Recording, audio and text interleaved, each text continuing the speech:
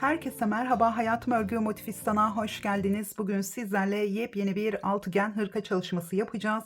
Hafif bir 3 boyutlu görünüme sahip altıgen hırkadan ziyade biraz böyle ceket görünümlü bir hırka çalışması oldu. Hemen sizlere kullanmış olduğum şöyle ipin markasını göstereceğim. Lanosa'nın Breezy iplerinden kullandım. 50 gramda 150 metre uzunluğuna sahip. 350 gram kullandım. Şu anda tam hatırlamıyorum. Yine tartıp sizlere yorumlarda yazabilirim sorarsanız. Şimdi burada 4 milimetre tığ kullanarak ördüm. Benim hırkamın ölçüsü medium large beden aralığında oldu.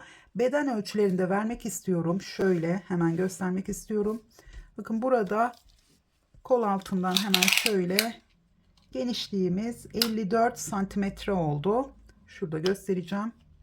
54 santimetre oldu. Yine kolların uzunluğu. Kolları çok uzun yapmadım çünkü ipim yeterli gelmedi o yüzden. Şimdi yakanın olduğu yerden kol uzunluğumuz toplamda 42 santimetre. Kol altından uzunluğumuz da 24 santimetre oldu. Yani dirseğin üzerine düşüyor. Dirsekten biraz aşağıda olabilir. Dirseğin üstünde değil. Hemen şöyle boyunun şöyle çevirelim. Yine uzunluğu da sanırım 54 santimetreydi. Evet, burada uzunluğumuz da yine 53-54 santimetre çünkü biraz topluyor bu şekilde esnek. Buhar ütüsü yapıldıktan sonra bu ölçüleri veriyorum. Bu ip aslında ütüye uygun değil. Ben formunu bulabilmesi için biraz buhar verip elimle düzelttim sadece. Şimdi burada sizlere şunu da söylemek istiyorum. Videoda ayrıntılı bir şekilde anlatıyorum ama kendi hırkamın üzerinde de sıra sayılarını vereceğim. Burada kol birleştirmesini yapana kadar 20 sıra ördüm. 20 sıradan sonra birleştirme yapıp bedenlere toplamda 6 sıra ekledim. Bu 6 sırayı hem etek ucunda hem ön bedende devam ettim. Daha sonra bedenlerin birleştirmesini yaptıktan sonra ön bedene 2 sıra daha ekledim. Aslında 3 sıra ekleyecektim ama ipim yeterli gelmedi. Dolayısıyla ön bedende toplamda 8 sıra eklenmiş oldu. Bu 8 sırayı da yine etek ucuyla birlikte birleştirmeden sonra bu 2 sırayı da tamamladıktan sonra etek ucuna yine 2 sıra daha ekledim. Şöyle göstereceğim. Şurada bakın köşelerimiz bittikten sonra 2 sıra daha ekledim. Daha sonra da kenar çalışması yaptım. Bunları da size videonun içerisinde gösteriyorum. Sizler daha uzun isterseniz daha uzun çalışabilirsiniz. Evet, hazırsanız ve hemen aşağıdaki abone ol butonuna bastıysanız hemen hırkamızın yapımına başlayalım. Başlarken örnek çalışması için Alize'nin Cotton Gold ipini kullanacağım. Ayrıca şöyle 4 milimetre tığ kullanarak öreceğim. Sizler eliniz gevşekse 3,5 milimetre tığ kullanarak da örebilirsiniz. Şimdi örnek çalışması için biraz daha koyu bir lila rengi kullanıyorum. Çünkü kendi hırkamda kullanmış olduğum ipim videoda çok iyi görünmüyor. Açık renk olduğu için yine lila rengi ama daha açık bir renk. Hemen şöyle tığıma başlangıç ilmeğimi attım. 1, 2, 3, 4, 5 tane zincir çektim. Hemen ilk zincirin içine battım. Buradan bir ilmek aldım. Şöyle tığımdaki ilmekten kaydırma yaptım. 1, şu ipimi arada yürüterek 2, şöyle 3 tane zincir çekerek yükseldim. Hemen halkamızın içine 2 ikili trabzan yapıyorum. Şöyle 1 ve 2. 3 zincir, 3 ikili trabzan.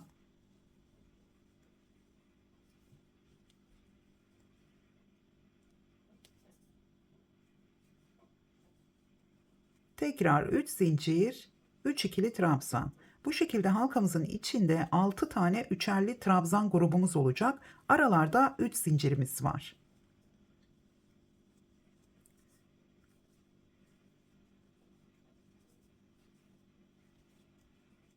Evet, toplamda 6 tane üçerli trabzan grubumu tamamladım. Şimdi sona geldiğimiz zaman zincir çekmeden tığıma şöyle bir ip alıyorum.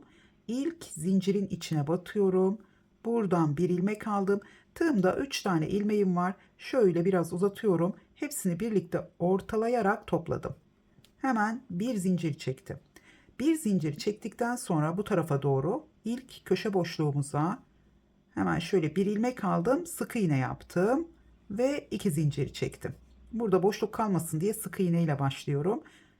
Hemen bu bizim ilk trabzanımız. Yine yanına 2 ikili trabzan yapıyorum.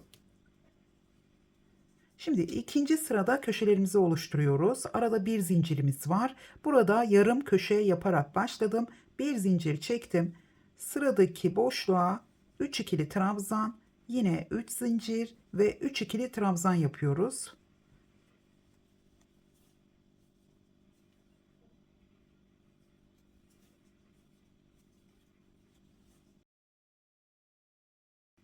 Şöyle üçüncü ikili trabzanımı yaptım. Yine arada bir zincirimiz var. Hemen sıradaki 3 zincir boşluğuna köşe oluşturuyoruz. 3 ikili trabzan, 3 zincir, tekrar 3 ikili trabzan. Bu şekilde ikinci sırayı tamamlayalım. Sonda yarım köşemizi tamamlayacağız.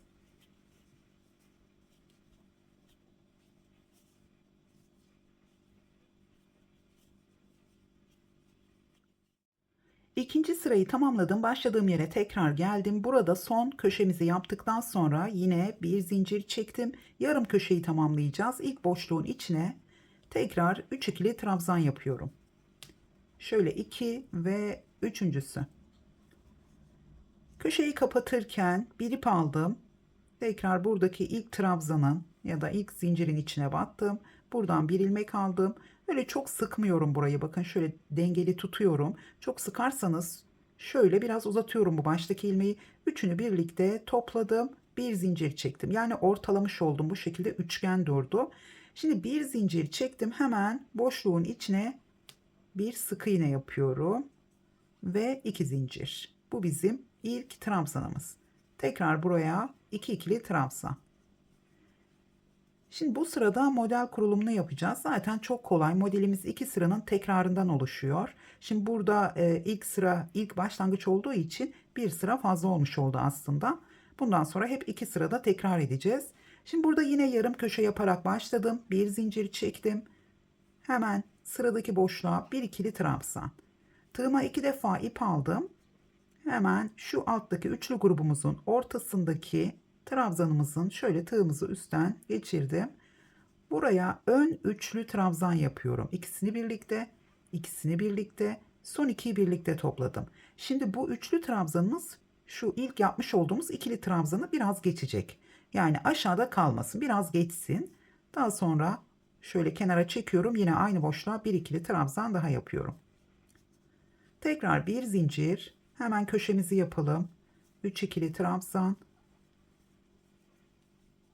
3 zincir, tekrar 3 ikili trabzan.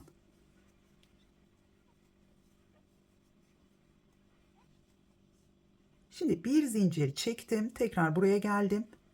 Hemen bir ikili trabzan yaptım. Tığıma 2 defa ip aldım. Tekrar alttan bu şekilde bakın böyle katlıyorum. Daha kolay oluyor. İkisini birlikte biraz uzatarak yapıyorum. İkisini birlikte son ikiyi birlikte topladım. Gördüğünüz gibi ikili trabzanımdan biraz uzun oluyor.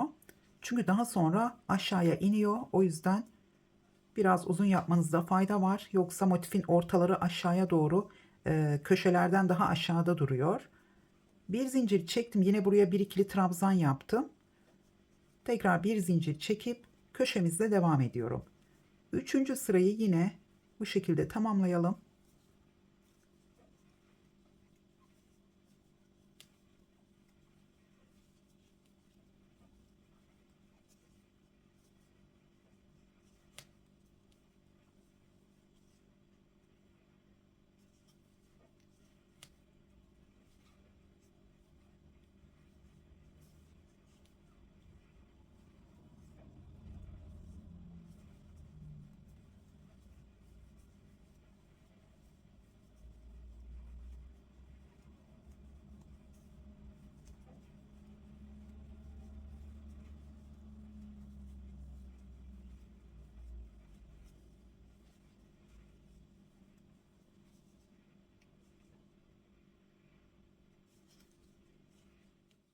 Başladığım yere tekrar geldim ve alt sırada yaptığımız gibi yarım köşeyi de tamamladım. Gördüğünüz gibi burada son üçlü trabzan grubumu ilk boşluğun içine yaptım. Şimdi bir ip aldım. Bir kez daha bu köşeyi kapatmayı göstereceğim. Bir ip aldım. Hemen ilk trabzanın üzerine battım. İlk zincirin içine Bir ilmek aldım. Bakın böyle sıkı tutmuyorum. Şöyle uzattım. Üçünü ortalayarak topladım. Bir zincir çektim. Şimdi tekrar buraya bir sık iğne, 2 zincir, hemen yanına 2 ikili trabzan. Yarım köşemizde başladık yine. Şimdi bu sırada bütün bir zincir boşluklarına sadece 3 ikili trabzan yapıyoruz. Bir sıra bu şekilde ilerliyoruz. Ön trabzanlarımızın olduğu sıra, bir sırada sadece boşluklara her zamanki gibi klasik trabzan grupları yapıyoruz. Yine aralarda bir zincirimiz var. Hemen şöyle 3 ikili trabzan, yine köşenin olduğu yere geldim. Şimdi bu ön üçlü trabzanlarımızı tabii ki bir yapma şeklimiz var. Yani her zaman bu şekilde ilerlemiyor. O yüzden bu sırayı tamamlayalım. Yeni sırada yine üçlü trabzanlarımızı yaparken nasıl yaptığımızı göstereceğim.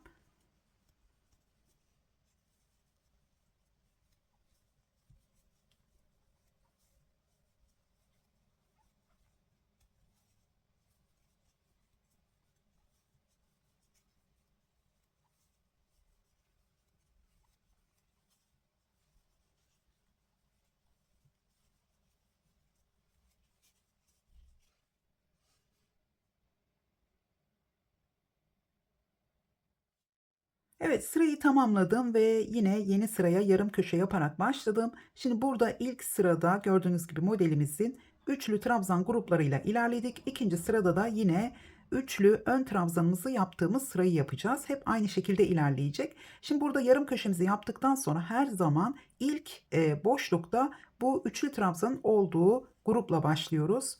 Yani ilerlediğiniz zaman da bunun bu şekilde bir matematiği var. Hep ilk boşluktan bu şekilde başlıyoruz. Yine bir ikili trabzan yaptım. Tığıma 2 defa ip aldım. Hemen alttan bu şekilde aldım. Uzatarak üçlü ön trabzan yaptım. Hemen yanına tekrar bir ikili trabzan. Şimdi bir zincir çektim. Buraya sadece 3 tane ikili trabzan. Yani her boşlukta üçlü ön trabzan yapmıyoruz. Hemen şöyle 3 tane, yani bunun üzerinde bu sırada sadece 3 tane ikili trabzan grubumuz oluyor. Hemen buraya geldim. Yine köşeden önceki boşluğa bir ikili trabzan, tığıma 2 defa ip aldım. Yine buraya üçlü ön trabzan yapacağım. Bir tane yapıyoruz, bir tane atlıyoruz. Tekrar bir zincir ve köşeyle devam ediyorum. Şimdi motifimiz büyüdüğü zaman hep bu şekilde, bakın, bir tane yapacağız. Bir tane bu şekilde, bir tane ön trabzanımızın olduğu grupla ilerleyeceğiz. Biraz model ilerledikten sonra kendini gösteriyor. O yüzden böyle başlangıçta çok belli olmuyor. Evet, hemen köşemi yapıyorum. Şöyle üçüncü ikili trabzanımı yaptım. Tekrar bir zincir. Hemen köşeden sonraki ilk boşluğa bir ikili trabzan. Tığıma 2 defa ip aldım. Alttan yine ipimi aldım ve ikisini birlikte, son ikiyi de birlikte topladım. Tekrar buraya bir ikili trabzan daha yaptım. Bir zincir. Şimdi sıradaki boşluğu zaten bu şekilde de kontrol edebiliriz. Hani bir tane yapıyoruz, bir tane de normal ilerliyoruz. Yalnız motifimiz büyüdüğü zaman bunu karıştırabilirsiniz. İki tane bu şekilde yan yana grubu yapıp ya da iki tane bu şekilde trabzan grubunu yapabilirsiniz. O yüzden alttan da kontrol edebiliriz. Bu boşluğun altında üçlü ön trabzanımız varsa burada sadece 3 tane ikili trabzan yapıyoruz.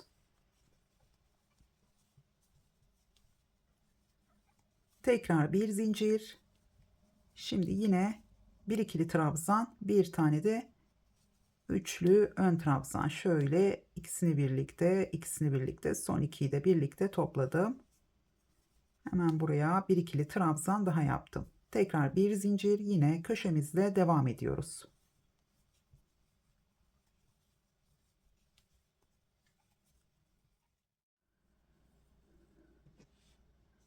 Evet, son sırayı tamamladıktan sonra yine bir sıra bu şekilde üçerli ikili trabzan gruplarının olduğu sırayı ördüm. Şimdi 7. sırayla devam edeceğiz. 7. sırada yine üçlü ön trabzanlarımızı yapacağız. Hemen köşede bu şekilde 3 tane ikili trabzanımı yaptım. Yine köşeden sonraki ilk boşluğa hemen bir ikili trabzan, tığıma 2 defa ip aldım. Tekrar bir tane ön üçlü trabzan yapıyorum. Tekrar yanına bir ikili trabzan. Şimdi sıradaki boşluğa gördüğünüz gibi altta üçlü ön trabzanımız olduğu için bir zincir çektim. Sadece 3 tane ikili trabzan yapıyorum. Şöyle 2 ve üçüncüsü. Bir zincir, sıradaki boşluğa yine bir ikili trabzan. Tığıma 2 defa ip aldım. Gördüğünüz gibi zaten alttaki sırada ön trabzanımız olmadığı için buraya ön üçlü trabzan yapıyorum. Tekrar yanına bir ikili trabzan daha yaptım. Bir zincir, sıradaki boşluğa 3 ikili trabzan. Tekrar bir zincir, hemen köşeden önceki sıradaki boşluğa yine bir ikili trabzan, bir üçlü trabzan. Şöyle üçlü ön trabzan tabii ki. Hemen bir ikili trabzan daha yaptım. Evet, modelimize bu şekilde devam ediyoruz. Artık modelimizin mantığı anlaşılmıştır. Ben burada sadece boşluklar, yani sıralar arttığı zaman gördüğünüz gibi şöyle hemen göstereceğim. Gördüğünüz gibi köşeden sonra üçlü ön trabzanımız, bir tane, 3 tane ikili trabzan grubumuz, yine üçlü ön trabzanımız ve bu şekilde devam ediyoruz. Yani yeni sırada yine sadece ikili trabzan gruplarının olduğu sırayı yapacağız. İkinci sırada da burada nasıl başladıysak aynı şekilde devam ediyoruz. Yani burada aslında üçlü trabzanlarımız, yani bu ön trabzanlarımız gördüğünüz gibi şöyle 1, 2, 3, 4. Yani bu şekilde 4 tane grubun üzerinde birleştirme yapmış oluyor. Aralarda da boşluklarımız oluyor. Şimdi bir iki sıra daha öreceğim. Daha sonra kol birleştirmesini göstereceğim. Hemen ben bu sıraları tamamlayıp tekrar geliyorum.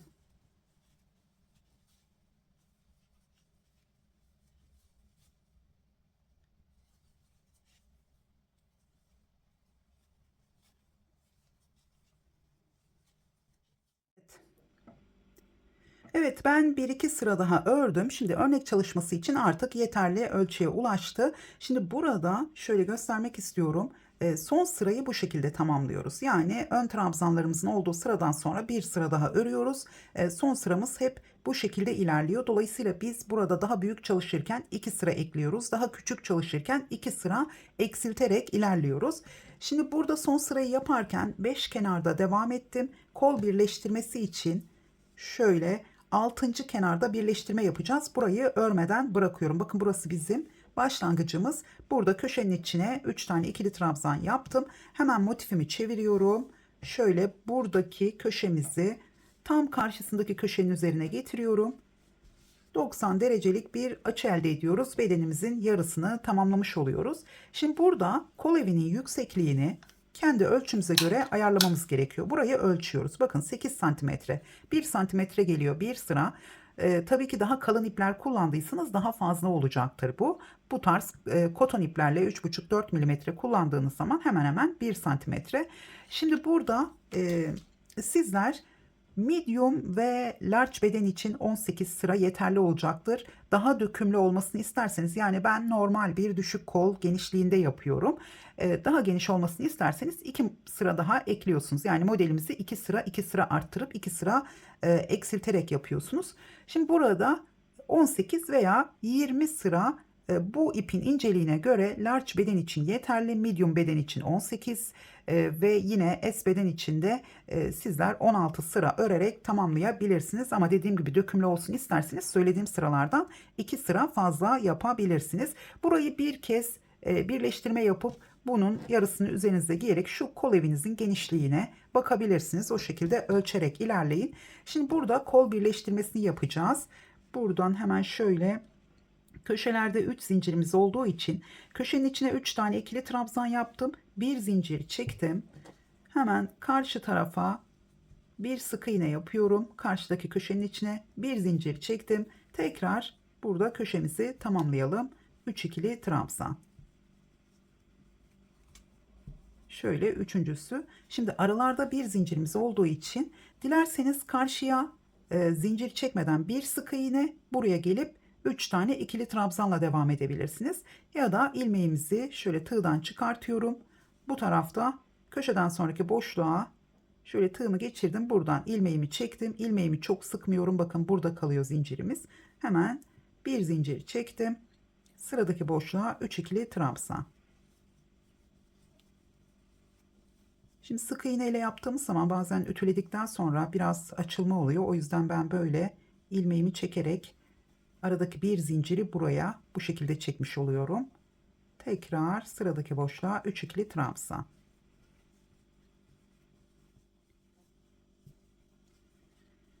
Evet, şöyle üçüncü ikili trabzanımı yaptım. Şimdi son kez göstereceğim. İlmeğimi çıkardım. Yine sıradaki boşluktan şöyle ilmeğimi çektim.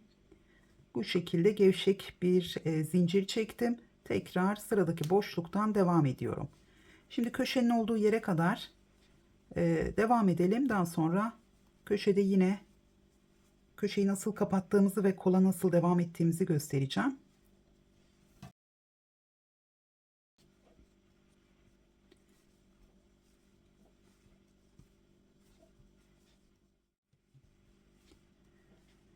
Evet, şöyle üçüncü ikili trabzanımı yaptım. Şimdi köşenin olduğu yere geldim. Burada ilmeğimi çıkarttım. Hemen bu tarafta da yine köşeden önceki boşluktan ilmeğimi çektim. Bir zincir çekip burada önce yarım köşemizi tamamlıyorum. 3 ikili trabzan. Daha sonra yine ilmeğimi çıkardım. Buradaki köşe boşluğundan ilmeğimi çektim. Şimdi bir ip aldım. Yine her zamanki gibi kapatacağız. Buradan bir ilmek alıyorum.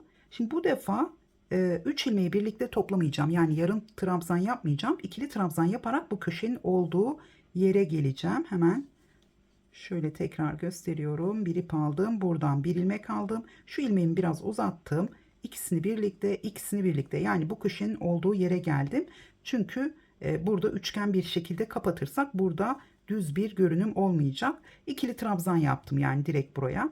Şimdi buranın içine yine bir sık iğne yapıp 2 zincir buradan modelimize devam edebiliyoruz. Şimdi bu sıra gördüğünüz gibi yine ön trabzanlarımızın olduğu sıra. Hemen ilk boşluğun içine 2 zincir çekip 2 ikili trabzan yaptım.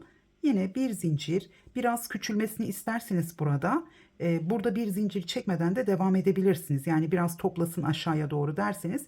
Çünkü muhtemelen kolunuz 20 sıra ya da 18 sıra ördüğünüz zaman dirseğe kadar inmiş oluyor burası. O yüzden dirsekten sonra arada zincir çekmeden biraz daha küçülterek devam edebilirsiniz. Geniş bir kol olmasını isterseniz yine zincirle aynı şekilde de devam edebilirsiniz. Evet, bir zincir çektim. Ben zincir çekerek devam ettim. Sıradaki boşluğa bir ikili trabzan. Tığıma 2 defa ip aldım. Modelimize devam ediyoruz. Bu modeli zaten devam ettirmek çok kolay. Çünkü sadece farklı olan ön trabzanlarımız var. Yine bir zincir. Sıradaki boşluğa 3 ikili trabzan. Ön ikili trabzan yapmadık. Gördüğünüz gibi burada olduğu için burada yapmıyoruz. Tekrar bir zincir. Şimdi sıradaki boşluğa bir ikili trabzan. Tığıma 2 defa ip aldım. Hemen buradan alıyorum. Ve bir ön üçlü trabzan yaptım. Tekrar bir zincir. Sıradaki boşluğa 3 ikili trabzan. Şimdi burada sadece bir sıra yaparak göstereceğim kola devam etmeyi. Hemen sırayı tamamladığım zaman da nasıl yeni sıraya başladığımızı göstereyim. Tekrar buraya ön trabzan yapıyorum.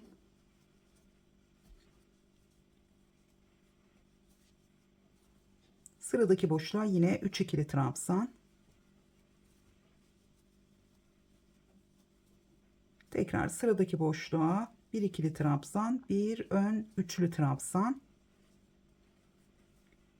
Hep sıralarımız çift sayıda ilerlediği için boşluklarımız bakalım tam denk gelmedi. Yani 2 tane yan yana üçlü trabzan olmadan burada şöyle trabzanımız denk gelmiş oldu. Hemen burada yine bir zincir çekiyorum. Şimdi şu ilk zincirin içine battım. Burada ikisi yan yana bu şekilde denk gelmiş oldu. Dilerseniz aslında burada da ön trabzanı şuraya batarak ilkini de o şekilde başlayabiliriz ama köşeden sonra devam ettiğimiz için motife devam ederken ben bu şekilde ilerledim. Şimdi burada hemen bakın kaydırmayla birleştirmemi yaptım. şöyle buradan ilmeğimi çektim. İkisini birlikte topladım. Tekrar 2 zincir ve burada devam ediyorum. Şimdi buraya geliyorum direkt. Çünkü burası tam trabzanımızın yanında olduğu için dönüşte burayı tamamlayacağız. Şimdi buradan devam ediyorum. Zaten ikinci sırada sadece üçlü ikili trabzan gruplarımız var. Bu şekilde devam ediyoruz. Buraya geldiğimiz zaman iki tane ikili trabzan yapıp yine birleştirmemizi yapıyoruz. Birleştirmeyi yaptıktan sonra bakın bu defa buraya birleştirip kaydırmayla ilk boşluğa gelip daha sonra burada üçlü ön trabzanımızın olması gerekiyor. Çünkü bakın burada olduğu için bunun üzerinde sadece ikili trabzan grubumuzun olması gerek. O yüzden bu defa başlangıçta yani buraya gelip ikinci sırasında burada üçlü ön trabzanımızın olması gerek. Kola bu şekilde devam ediyoruz. Çok kolay.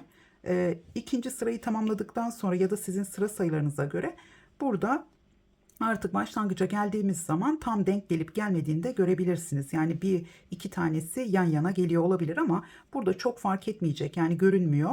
O yüzden çünkü şöyle de kolumuz katlandığı için bakın burada zaten fark etmiyor. O yüzden öyle devam edebilirsiniz. Şimdi ben burada ipimi keseceğim artık.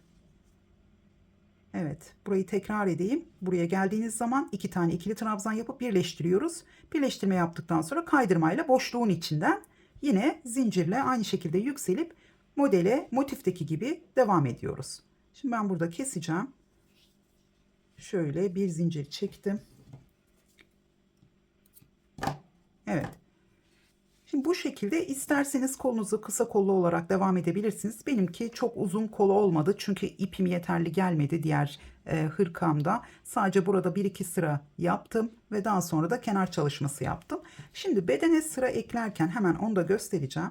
Şöyle bu motiften iki tane yapıyoruz. Şimdi ben burada bir tane daha hazırladım.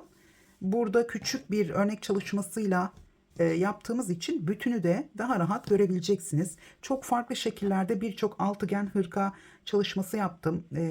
Oynatma listesinde ya da kanalımda videolar bölümünde görebilirsiniz. Hepsinde farklı şekillerde aslında anlatım yapıyorum.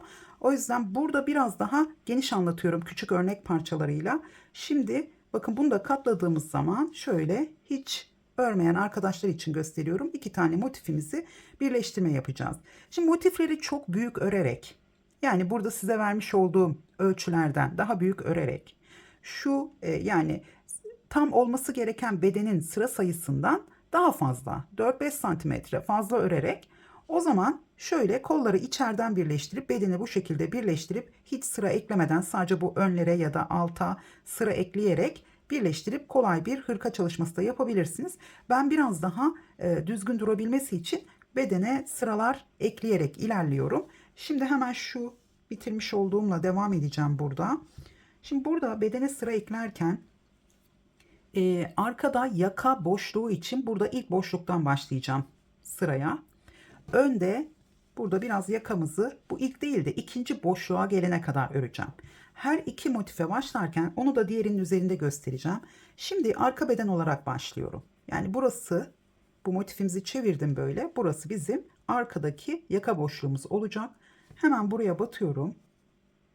Şöyle tığıma ilmek attım. İkisini birlikte topladım. Yani direkt sık iğne yapmış oldum. 2 zincir çektim. Şimdi bu sıra gördüğünüz gibi yine modelimizi yani ön trabzanları yapacağımız sıra. Dolayısıyla burada başlangıçta bunun üzerinde olmayacağı için burada hemen ilk sık iğne 2 zincir tığıma 2 defa ip aldım. Hemen buraya ön trabzan yapıyorum. Yanına tekrar şimdi bu ön trabzanlarımızı ön yani ilk sırada bu şekilde örersek ikinci sıra çünkü ters olarak denk gelecek. Yanına hemen bir ikili trabzan yaptım. Bu başlangıç bu şekilde. İkinci sırayı yaptığımız zaman daha düzgün duracak. Yine bir zincir çektim. Sıradaki boşluğa 3 ikili trabzan. Tekrar bir zincir. Sıradaki boşluğa bir ikili trabzan. Bir ön üçlü trabzan.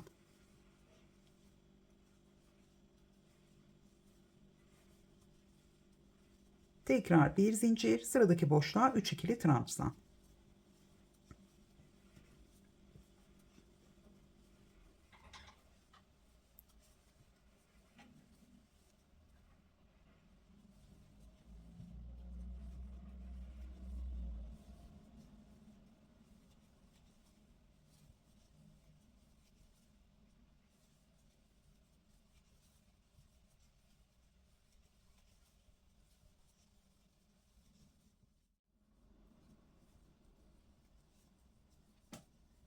Evet, köşenin olduğu yere geldim. Burada yine motifimize devam ettiğimiz gibi bir zincir çektim. Köşemizi yapalım. Yine köşelerde 3 zincirimiz var. Tekrar 3 ikili trabzan. Şimdi etek ucuna dönüyorum. Hem bedeni genişletiyoruz, ön ve arkayı, hem de etek ucunda biraz aslında uzatmış oluyoruz. Şimdi köşeden sonra yine hemen şöyle bir ikili trabzan ve bir üçlü ön trabzan.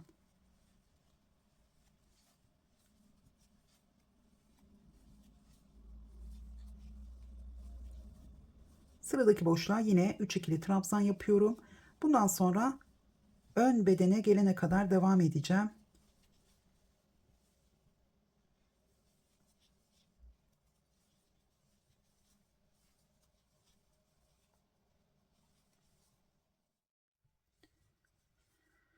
Evet, şimdi ön bedenin olduğu yere geldim. Ön bedende bir boşluk aşağıda bırakıyorum. Arka bedende burada köşeden sonraki ilk boşlukta başlamıştım. Ön bedene geldiğimiz zaman yaka oyuntusu biraz aşağıda olması için ikinci boşluğun içinde bırakıyorum. Hemen şöyle göstereceğim. Motifimiz küçük olunca göstermesi de kolay oluyor. Bakın burada arka beden olarak başladım. Yani arkanın yaka oyuntusu. Dolayısıyla köşeden sonraki ilk boşlukta ön beden içinde bir boşluk bıraktım. Yani bunu hangi bedene örüyorsanız aynı şekilde yapabilirsiniz. Bir boşluk bırakmanız yeterli, ya da iki boşluk da bırakabilirsiniz. Artık onu sizler üzerinizde deneyerek görebilirsiniz. Şimdi ben örnek parçası olduğu için ikinci sırada birleştirmeyi göstereceğim. Sadece şöyle diğer tamamlamış olduğum parçanın üzerinden anlatacağım. Her bedende kol evinin genişliği farklı olduğu için bu buradaki bedenin genişliğine de yansıyor. Yani biz burada kol evimiz large bedenin ya da x large beden yaptığımız zaman daha yüksek oluyor. Dolayısıyla burada da bir iki sıra santim hesabına eklenmiş oluyor. Şimdi her zaman bedenleri büyük beden yaptığımız zaman istediğimiz kadar, yani bu birleştirmeyi yapmadan önce istediğimiz kadar sıra eklemiyoruz. Çünkü arka bedendeki yaka genişliğini düşünmemiz gerekiyor. Şimdi ön beden biraz daha büyük olması gerektiği için ön bedendeki yakayla bu arka bedendeki ensedeki yakanın genişliği birebir aynı olmayacak. Ön bedende 1-2 santimetre büyük olacak. Şimdi burada sizlere tavsiyem, tabii ki kullanmış olduğunuz ipler çok ince ise fark edecektir, ama ben bu tarz, yani bu koton iplerin inceliği üzerinden her sıra 1 santimetre oluyor. 1 santimetre üzerinden veriyorum. 4, 6, 8 sıra. 8 sırayı da X large bedenden daha büyük bedenler için öneriyorum. 8 sıra eklediğiniz zaman, yani Alize Diva gibi ipler için önermiyorum. Çünkü o zaman o çok ince. 8 sıra yeterli gelmeyecektir. Şimdi 8 sıra X large'dan sonraki bedenler için öneriyorum.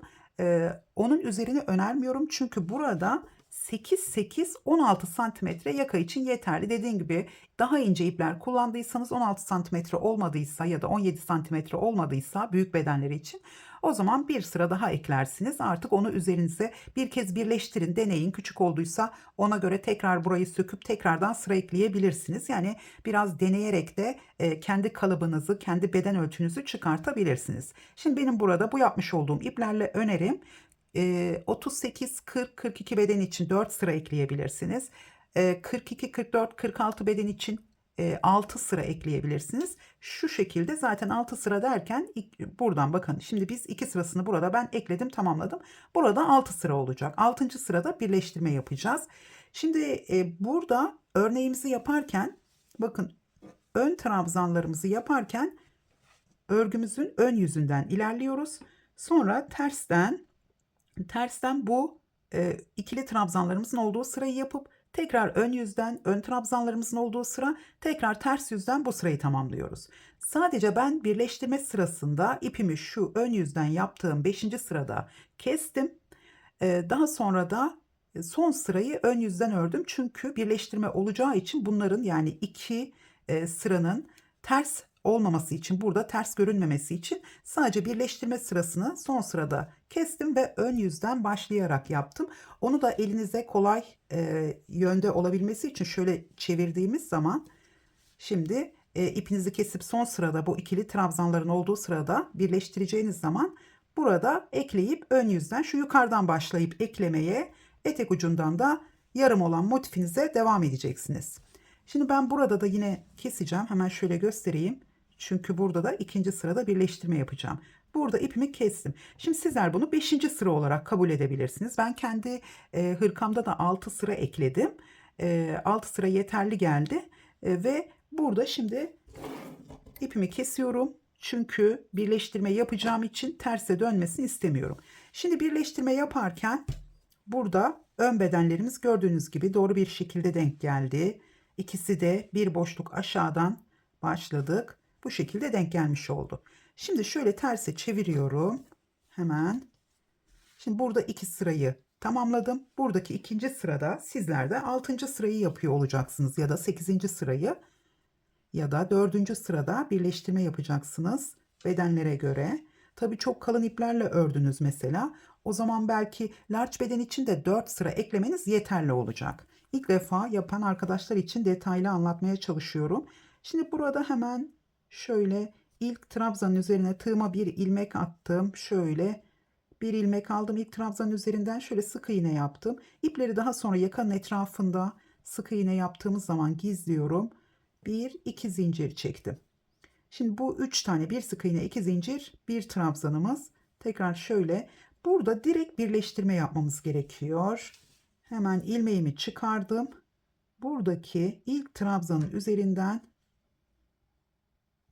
şöyle de yapabiliriz. Bakın burada da şimdi başlangıç boşluk denk geldiği için buradan ilmeğimi alacağım.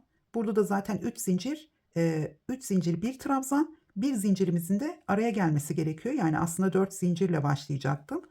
Hemen buraya bir zincir çektim. Direkt buraya geliyorum. 3 tane ikili trabzan. Şöyle iplerinizi de arada yürütebilirsiniz. Şöyle çekeceğim.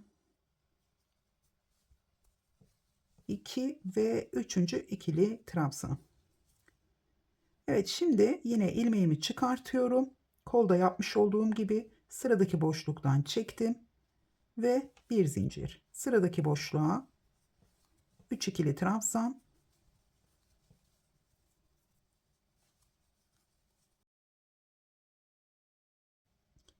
Tekrar ilmeğimi çıkardım. Hemen buradan çektim ve bir zincir.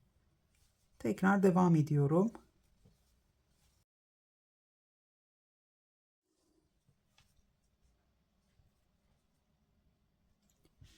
Evet, şimdi köşenin olduğu yere geldim. Burada bir zincir çektim. Son boşluğun içine yine trabzanlarımı yaptım. Bakın burada da karşı tarafta köşeden önceki boşluktan çekiyorum. Hemen bir zincir. Burada önce buradaki köşenin içine 3 ikili trabzan. Şöyle üçüncüsü bir zincir. Hemen köşeye bir sık iğne. Tekrar bir zincir. Tekrar buraya geldim. Yarım olan motifimize devam ediyoruz son sırayı. Sizin bu 6. ya da 8. veya 4. sıranız olabilir. Şimdi buradaki birleştirmeyi yaptıktan sonra bu son sırayı tabii ki ön bedende de tamamlayın. Daha sonra üzerinizde ölçün. Arka beden rahat olduysa, yani arka beden dar gelmediyse ya da çok bol olmadıysa, yakada biraz genişlik olabilir. Onu yine sık iğne sırası yaparak topluyoruz zaten. Çok fazla değil ama yani biraz geniş olmuş olabilir.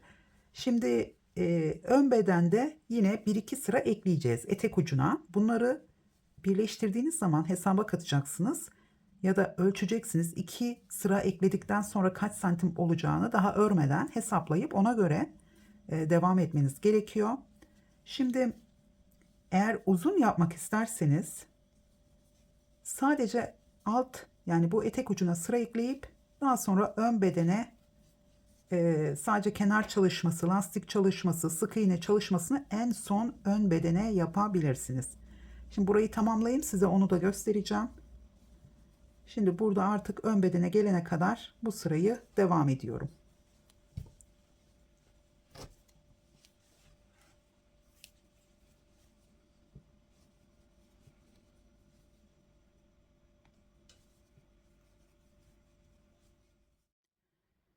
Evet, sırayı tamamladım. Burada ön bedenin olduğu yere geldiğim zaman sonda bir zincir çektim. Son trabzanın üzerine bir ikili trabzan yaparak ipimi kestim. Şimdi kendi hırkamda ön bedene 2 sıra daha ekledim. Yani şu şekilde bir model sırası daha eklemiş oldum. Aynı zamanda etek ucuna da yine 2 sıra ekledim. Buradan yine 3 zincir çekiyoruz. İlk boşluğun içinden model sırası olduğu için ikinci trabzanı buradan ön trabzan olarak tamamlayacağız. Şimdi burada başlarken şuradan başlamanız gerekiyor. Çünkü birleştirmeyi yapmak için son sırayı ön yüzden ördüğümüz için burada ipinizi kesip daha sonra buradan tekrar bağlamanız gerekiyor. Çünkü burada terse döneceği için bu üçlü trabzanların yani ön trabzanların olduğu sıra terste yapması zor olduğu için o yüzden ipinizi burada benim gibi kesin. Daha sonra buradan şu boşluğun içinden tekrar başlıyoruz. Buradan başlarken gördüğünüz gibi buraya şu altta ön üçlü trabzanımız olmadığı için burada yine ön üçlü trabzanla başlayacağız. Sonra 3 tane ikili trabzan, yine ön üçlü trabzanı yaparak devam ediyoruz. Şimdi ben kendi hırkamda 2 sıra ekledim. Yani bedene ve arka bedene birleştirme yapana kadar 6 sıra ekledim. Daha sonra burayı birleştirip tamamladıktan sonra da 2 sıra daha ekledim ve kenar çalışmasıyla tamamladım. Şimdi sizler burada maksimum 3 sıra ekleyebilirsiniz. Bunu üzerinize deneyin. Daha sonra da sıralar ekleyerek, çünkü çok fazla eklerseniz buraya kadar üst üste gelecektir. O yüzden üzerinizde deneyin. Buhar ütüsü yapabilirsiniz kullandığınız ipe göre. O zaman da 1-2 santimetre genişleyecektir. Şimdi buradan başlayacaksınız ve etek ucuyla birlikte 2 sıra daha ekleyeceksiniz. Kendi hırkama göre sayıları veriyorum. Şimdi bu 2 sırayı ekleyip tamamladıktan sonra şimdi ön yüzden ve ters yüzden denk gelecek. İkinci sıra ters yüzden denk gelirse sorun değil. Çünkü kenar çalışması yapacağız. Sık iğne çalışması. O yüzden ipinizi kesmeden bu son 2 sırayı ekleyebilirsiniz. Şimdi bu 2 sırayı ekledikten sonra ben etek ucunu biraz daha uzatmak istedim. İpim de çok fazla olmadığı için sadece şu alt bedene bakın kafanız karışmasın. Burada 2 sıra daha ekledim birleştirmeden sonra. Bu şekilde ikinci sırayı tamamlayıp ipimi kestim. Daha sonra etek ucuna şuradan başlayarak 2 sıra daha ekledim. Yani burada sadece 3 tane trabzan yaptım. Köşe yapmadığım için yine modelimiz ön trabzanların olduğu sıra olarak başladım. Ve son sırayı da yine ikili trabzanlarımızın olduğu sıra olarak bitirdim. Sadece 2 sıra ekledim. Ayrıca kenar çalışmasını bütün hırkamızın kenarına birlikte uyguladım. O yüzden burada 2 sırayı sadece burada şöyle 2 sırayı gel git yaparak ön yüzden ters yüzden yaparak tamamladım. Ve bu bitirdiğim yerde, ikinci sırayı bitirdiğim yerde kenar çalışmasını yapmak için yine ipimi kestim. Daha sonra kenar çalışması için buradan başladım. Bütün hırkamızın çevresinde kenar çalışmasına devam ettim. Yani 3 sıra sık iğne çalışması yaptım. Yakaya en son sık iğne çalışması yaptım. Şimdi burada sizlerle başlayalım. Birinci sıraya başlayacağım. Orada bir de beyaz renk kullandım. Dediğim gibi ipim yetmediği için o şekilde ilerledim. Sık iğne çalışmasının. Şimdi burayı artık ben hem 2 sıra eklenmiş hem etek ucuna 2 sıra eklenmiş olarak kabul ediyorum. Burada şu köşenin içine, şimdi orada trabzanlarınız şöyle olduğu için, yatay olacağı için sizler de sıra eklediğiniz zaman şuradan önce bir etek ucuna sıra eklemeyi başlayalım. Çünkü trabzanımız yatay olduğu için nasıl başladığımızı göstereceğim. O yüzden burada bir sıra öreceğim. Ondan sonra kenar çalışmasına şöyle bir zincir, tekrar buraya geliyorum. Tekrar ön trabzan yapıyorum.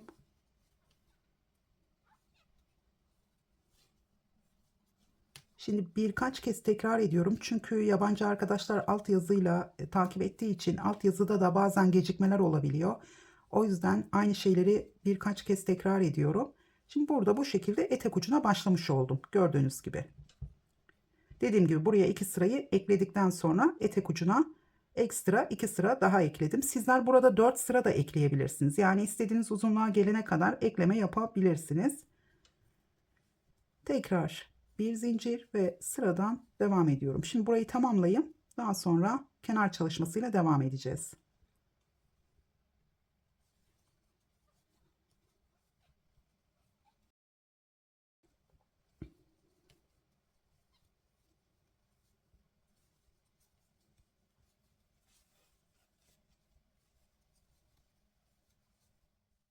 Evet, etek ucuna da sırayı ekledim. Ben burada ipimi kestim. Siz buradan devam ederken yine ipinizi koparmadan ters yönden devam edebilirsiniz. Burada 4 zincir çekip ilk boşluğun içine trabzan yaparak devam edeceksiniz. Yani ön trabzanlarınız her zaman ön yüzde örerken denk gelmiş olacak.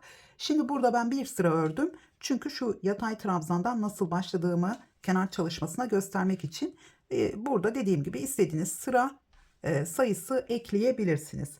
Hemen şöyle ipimi alıyorum. Şimdi burada kenar çalışması yaparken sadece bir kenarda göstereceğim burada. Çünkü şurada dönüşü göstermek istiyorum. Bütün kenarlarda yapmayacağım çünkü o zaman çok zaman alıyor. Şimdi buradan başlayacağım dönüşü gösterebilmek için kenar çalışmasına. Şu boşluğun içine direkt sık iğne yapıyorum. Şöyle trabzanların üzerine de şu ipimizi de üzerine örerek gizleyelim. Hepsinin üzerine bir sık iğne yaptım. Şimdi burada sonuncu trabzanım. Bakın bu sonuncu trabzanı şöyle araya batıyorum. Buraya bir sık iğne yaptım. Tekrar bir sık iğne daha yapıyorum. Ve şöyle dönüyorum. 2 sık iğne daha yapacağım. Yatay trabzanlara her zaman 2 sık iğne ya da 3 sık iğne yapıyoruz. Burada dönüş olduğu için bir tane trabzanın şu kenar trabzanı için yaptım. Bir tane dönüş için yaptım. 2 tane de yatay trabzanı için. Yani burada 4 tane sık iğnemiz olmuş oldu. Tekrar burada köşe boşluğunun içine de bir sık iğne. Bütün trabzanların üzerine de bir sık iğne yapıyorum. İkinci sırada ilik çalışması yaptım. Sizler yine düğmeli kullanmak isterseniz siz de ilik çalışması yapabilirsiniz. Hatta düğmesiz kullanacaksanız bile yine ilik çalışması yapın. Yani daha sonra karar verebilirsiniz. Çünkü çok belli olmuyor ilik çalışması. Sık iğnelerin arasında olduğu için. Şimdi bu şekilde başa kadar geleceğim. Evet, şöyle başa kadar geldim. Burada boşluğun içine bir tane yaptım. Bir tane de trabzanın üzerine yapıyorum. Şimdi sağ bedende ilik çalışması yapıyoruz. Sağ tarafta yanlış olmasın, benim de şimdi kafam karıştı. Burası da sağ beden olmuş oluyor. O yüzden burada ilik çalışmasını göstereceğim. Şimdi burada zincir çekiyorum. Tabii ki sizler bu kenar çalışmasına başladığınız zaman şuradan başlamanız gerekiyor. Bu şekilde etrafından dönüp buraya gelmeniz gerekiyor. Ve tekrar buradan döndüğümüz zaman yine aynı şekilde buraya geleceğiz ters olarak. Sonra 3. sırada düz olarak yine sırayı tamamlayacağız. Buraya düz olarak geldiğimiz zaman buradan da yakaya devam edeceğiz. Şimdi burada hemen bir zincir çekiyorum ve ikinci sırayla devam edeceğim. Ben burada ipimi kesip rengimi değiştirdim. Şimdi burada ilk sık iğnenin, bakın bir zincir çektim. İlk sık iğnenin üzerine yine bir sık iğne, hemen ikincisinin üzerine de bir sık iğne yaptım. Şimdi ilik çalışması için 2 zincir çektim. Daha sonra bir, iki tane sık iğne atladım. Üçüncüsünün üzerine bir sık iğne. Eğer çok küçük olursa 3 zincir çekip 3 tane atlayabilirsiniz. Ama buraya hani düğmelerimiz geldiği zaman açılma olacağı için ona da dikkat ederseniz 3 zincir çekip şöyle bakın 3 zincir çekip 3 tane atlayarak da devam edebilirsiniz. Şimdi ben kendi hırkamda nasıl yapmıştım hatırlamıyorum ama sanırım 3 tane çektim. Bu şekilde çünkü göz kararı daha iyi oldu boşluğumuz. 3 zincir çekip 3 tane sık iğne atladım dördüncünün üzerine. Şimdi buradan itibaren 10 tane sık iğne yapıyorum. 3, 4, 5, şöyle 6, 7, 8, 9 ve 10. İlikler arasında 10 tane sık iğne yaptım. Tekrar 3 zincir ve 1, 2, 3 tane atladım. Dördüncünün üzerinden yine 10 tane sık iğne yapıyorum. 2, 3. Yani etek ucuna geldiğimiz zaman kaç tane artarsa tam denk gelmezse onu bıraktım. Şöyle kaç tane oldu? 2, 4, 6, 7, 8, 9 ve 10'uncusu. Örnek çalışmasında daha güzel denk geldi. Yani tam etek ucuna kadar ilik çalışması olmuş oldu. 3 zincir 1 2 3 hemen şuraya batıyorum. Şimdi köşeye geldim. Ben burada 1 2 3'üncünün üzerinden başlayacağım dönüşü gösterebilmek için. Şimdi bu köşede 2 tane yan yana trabzanımız vardı. 2 tane de bu tarafa döndüğümüz için vardı. Hemen şöyle ikincisinin üzerine de yaptım. Burada üçüncüsünün üzerine 2 tane yapıyorum dönüş için. Bu son sık iğnemiz zaten trabzanın üzerine gelen sık iğne. Üçüncüsünün üzerine 2 sık iğne yaptım. Burada 1, 2. Sonra tekrar devam ediyorum. Şimdi bu sırayı tamamlayıp döndüğümüz zaman burada yine arttırma yapacağız. Tam köşedeki ortadaki sık iğnenin üzerine 2 tane yapmanız yeterli. Evet, şimdi ben burada döneceğim. Tekrar bir zincir çektim ve döndüm. Şimdi burada yine ön yüze dönmüş olduğum bir zincir, ilk sık iğnenin üzerinden başlıyorum. Burada yine köşeye kadar geleceğim. Bakın şöyle köşemiz belli oluyor zaten. Hemen onun üzerine 2 tane sık iğne yapıyorum. 1 ve 2. Tekrar buradan devam ediyorum. Zaten 3 sıra sık iğne çalışması yaptım. Şimdi burada boşluğun içine yine 3 tane sık iğne yapalım. Tekrar buradan devam ediyorum. Boşluklara 3 tane sık iğnelerin üzerine de yine sık iğneler yaparak yakanın olduğu yere geleceğim.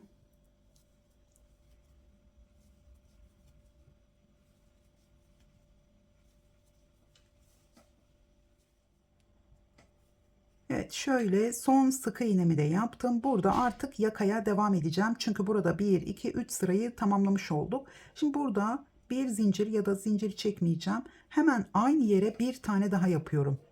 Dönüş olduğu için bir tane daha yaptım. Daha sonra buraya bir sık iğne, tekrar yatay trabzana geldim. Buraya 2 tane yapacağım. Ya da 3 tane yapabilirsiniz çok geniş olduysa. Volanlanma olmazsa ben de bakın buraya şu boşluğa batacağım. Düz olabilmesi için ilmek görünüyor zaten. Şimdi buradaki trabzanın içine de 1, 2 tane yaptım. Yani yatay trabzanlara 2 tane yapıyoruz. Boşluk kalırsa bir tane daha ekleyebilirsiniz. Şimdi burada bakın şöyle yakanın dönüş, bakın şu köşe döndüğümüz yer. Şimdi burada 2 tane yaptım. Yani geniş de olsa burada 3 tane yapmıyorum. Burada şuraya hemen atlıyorum. Biraz mesafe verdiğim için eğer geniş olursa burada şöyle de yapabilirsiniz. Bakın benim bu örnek çalışması küçük olduğu için. Şimdi şöyle ikincisini şöyle alıyorum. Tığda bekletiyorum. Buradan bir tane daha alıyorum. Ve 3 ilmeği birlikte topladım. Köşeyi biraz yuvarlak yapmış olduk. Tekrar devam ediyorum. Orada bir tane de eksiltme yapmış olduk. Buradan devam ediyorum. Şimdi yakanız çok geniş olduysa aradaki bir zincirleri atlayabilirsiniz. Ama bir kez deneyin. Çünkü sık iğne olduğu için zaten atlama yapmasanız da toplama yapıyor. Şimdi buraya geldim. Omuz birleştirmesinin olduğu yer. Köşenin içine bir tane yaptım. Buraya atlıyorum. Aradaki buraya atladım. Köşenin içine yine bir tane yaptım. Daha sonra trabzanların üzerinden devam ediyorum. Şu iki köşenin ortasına yapmadım toplasın diye. Tekrar burada bakın yine yakamızın, şimdi son trabzanın üzerinden aldım. Yine burada yatay trabzanın içinden de aldım. Şöyle 3 ilmeği birlikte topladım yuvarlak olması için. Ve ikinci sık iğneyi yaptım. Tekrar buraya geldim. Burada devam ederken iplerin üzerine örerek de devam edebilirsiniz. Şöyle 2 tam birleştirme yerine geldim. Şurası biraz aşağıya kaymış. Üçüncüsünü yapacağım gördüğünüz gibi çünkü çok mesafe var. Şöyle üçüncüsü hemen buraya atlıyorum. 1 2 şöyle ipleri gizliyorum ve yine 3 tane yaptım. Eşit olabilmesi için. Şimdi burada şurası kaydığı için şöyle ilk birleştirmeyi zincirle yapmıştık. Evet, şuradan devam ediyorum. Burada biraz mesafe kaldığı için şurada hemen boşluğa battım. Daha sonra buraya batıyorum. Buradan bir tane aldım. Çünkü yine arkadaki yaka oyuntusu burası. Tekrar buradan bir tane aldım. Üçünü birlikte topladım. Trabzanların üzerinden devam ediyorum.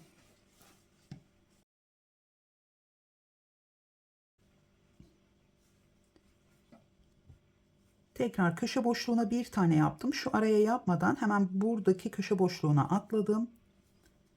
Yine trabzanların üzerinden boşluğa da bir tane yapıyorum ben. Ve yine dönüş yerine geliyorum. Bakın burada 2 tane sık iğne yapacağım. Şu 3. trabzanın üzerine battım, bir ilmek aldım. Burada hemen boşluktan bir tane aldım. 3 ilmeğimi topladım. Yanına hemen bir tane daha yaptım. Yine buraya geldim. 2 tane de buraya yaptım. Şimdi benim burası tamamlanmadığı için tekrar devam etmiyorum. Şimdi bir zincir ve ipimi kesiyorum. Burada ipinizi uzun bırakarak kesin. Daha sonra iğne ile aralarda gizleyebilirsiniz. Burada 3 sıra ya da 2 sıra yapmanız yeterli. Burada 3 sıra yaparsanız tabii ki ön yüzde bitirmiş olursunuz. Bir zincir çekip hemen terse dönüp devam ediyorsunuz burada. Şöyle gördüğünüz gibi örnek çalışmamız da çok düzgün oldu. İliklerimizi de açtık. Sadece burada birleştirmeyi yaptıktan sonra 2 sıra eklemeyi göstermedim. Bu aklınızda kalsın. Yani birleştirmeyi yaptım. Sıraları tamamladım.